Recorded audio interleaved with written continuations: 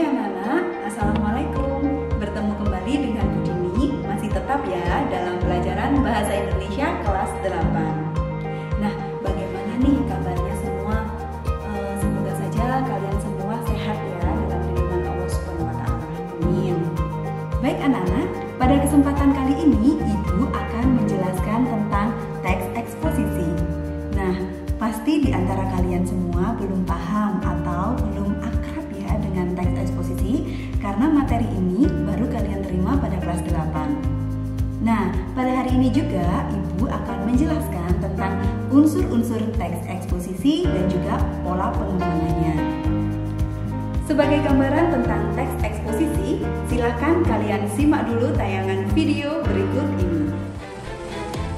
Di Hari Raya Idul Fitri, warga yang melintas di Jalan Raden Fatah, Parung Serap, Ciledug, Kota Tangerang, Banten disuguhi pemandangan tumpukan sampah plastik, pedagang dan rumah tangga yang berjejer di tengah jalan sepanjang 1 km. Pemicu tumpukan sampah karena minimnya petugas kebersihan dari Kota Tangerang yang bertugas mengangkut sampah-sampah tersebut. Faktor lainnya karena rendahnya kesadaran masyarakat menjaga kebersihan lingkungan.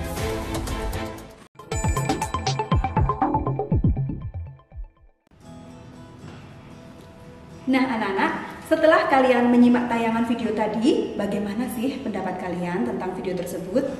Video tersebut adalah mengungkap tentang sampah yang berserakan setelah Lebaran. Nah anak-anak, di sini Ibu ingin meminta pendapat kalian. Bagaimana sih menurut kalian fenomena yang terjadi dalam video tersebut? Barangkali di antara kalian pasti ada yang berpendapat bahwa kebiasaan membuang sampah adalah hal yang lumrah bagi warga Indonesia. Saya ulangi, kebiasaan membuang sampah sembarangan menjadi hal yang sangat lumrah bagi warga Indonesia. Itu adalah merupakan gagasan atau ide.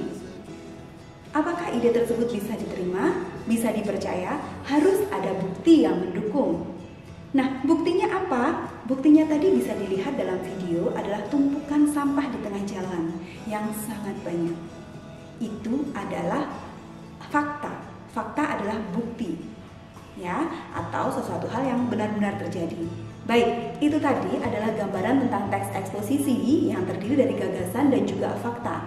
Untuk lebih jelasnya, kalian bisa simak penjelasan materi berikut ini. Hai anak-anak, jumpa lagi dengan Bu Dini. Nah, kali ini Ibu akan menjelaskan tentang teks eksposisi. Apa itu teks eksposisi? Teks yang berisi pengetahuan atau informasi secara singkat, padat, akurat, dan mudah dipahami yang di dalamnya mengandung gagasan dan fakta. Nah, anak-anak, dengan membaca teks eksposisi, kalian akan mendapatkan pengetahuan secara rinci dari suatu kejadian atau hal yang penting. Itulah teks eksposisi yang terdiri dari gagasan dan juga fakta. Nah, apa saja unsur-unsur dari teks eksposisi? Teks eksposisi memiliki dua unsur, yaitu gagasan dan juga fakta. Yang pertama adalah gagasan, yang disebut juga dengan ide. Gagasan berisi komentar, saran, penilaian, bujukan, maupun dorongan. Nah, misalnya saja, olahraga memiliki banyak khasiat bagi kesehatan tubuh manusia. Coba Bu Dini tanya, apakah kalimat ini sudah bisa diterima atau dipercaya? Pastinya belum, karena ini hanya sebuah gagasan atau pendapat.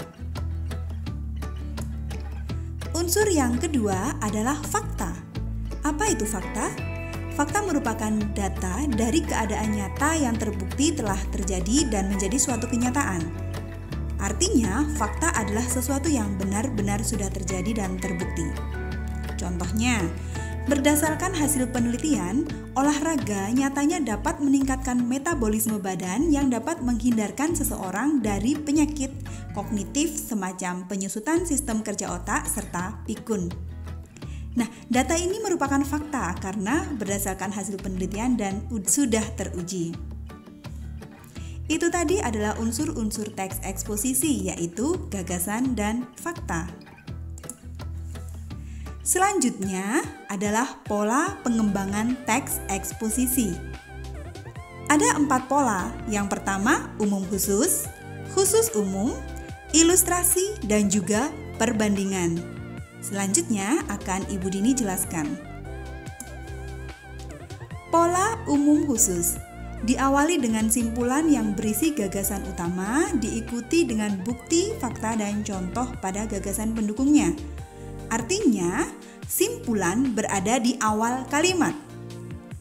Contohnya, olahraga merupakan aktivitas yang mengasihkan untuk dilakukan. Ini adalah gagasan utama. Nah, diikuti oleh gagasan pendukung, yaitu terdapat banyak tipe berbagai olahraga yang dapat dijadikan opsi, misalnya lari, renang, push up, sit up, serta masih banyak lagi tipe olahraga yang lain. Nah, anak-anak, ini adalah contoh-contoh dari olahraga. Tadi gagasan utamanya ada di awal kalimat dan diperjelas dengan contoh-contoh dari olahraga. Inilah yang dimaksud dengan pola umum khusus. Selanjutnya adalah pola khusus umum. Berbeda terbalik dengan pola umum khusus, yaitu diawali dengan uraian, bukti, fakta, atau alasan sebagai gagasan penjelas yang terletak di awal dan diakhiri dengan simpulan yang berisi gagasan utama.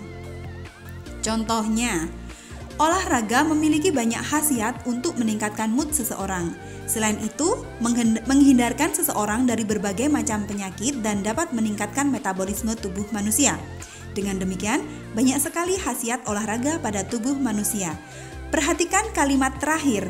Itu adalah simpulan yang diambil dari penjelasan-penjelasan sebelumnya.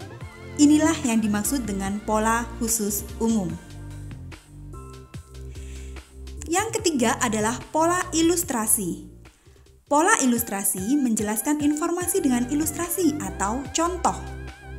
Misalnya saja, membawa mandat seperti memegang pedang bermata dua.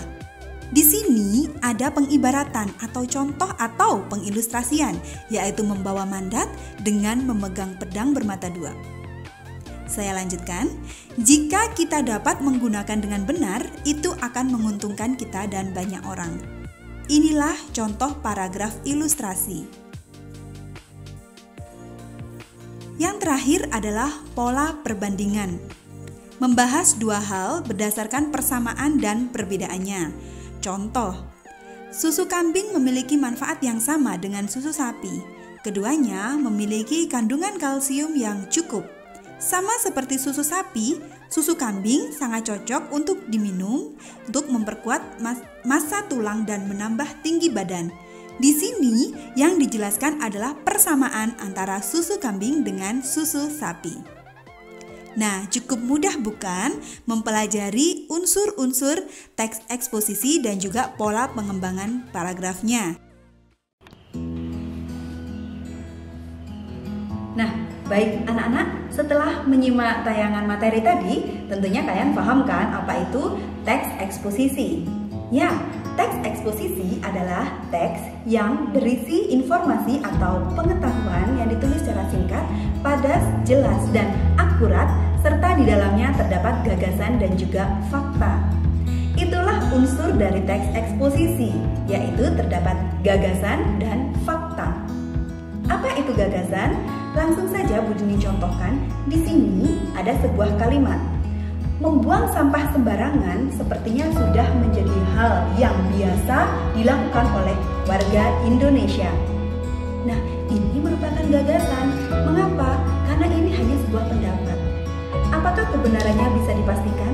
Belum.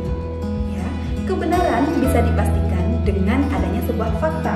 Misalkan di sini ditunjukkan bahwa banyak sampah berserakan atau tumpukan sampah berserakan pasca lebaran di sepanjang jalan raya. Nah, perhatikan, itu adalah sebuah fakta. Kenapa disebut fakta? Karena itu sudah benar terjadi dan memang ada seperti itu. Jadi beda ya gagasan dengan fakta. Baik, selanjutnya tentang pola pengembangan teks eksposisi. Ada 4 pola pengembangan teks eksposisi. Yang pertama, umum khusus, khusus umum, ilustrasi, dan perbandingan. Demikian tadi perjumpaan kita hari ini anak-anak. Bu Dini tadi telah menjelaskan tentang teks eksposisi, yaitu unsur-unsurnya dan juga pola pengembangannya.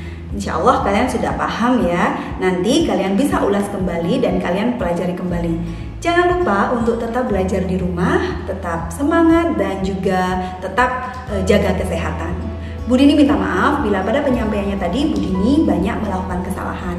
Dan terima kasih atas perhatian kalian. Sampai jumpa pada materi selanjutnya. Bu Dini akhiri. Assalamualaikum warahmatullahi wabarakatuh.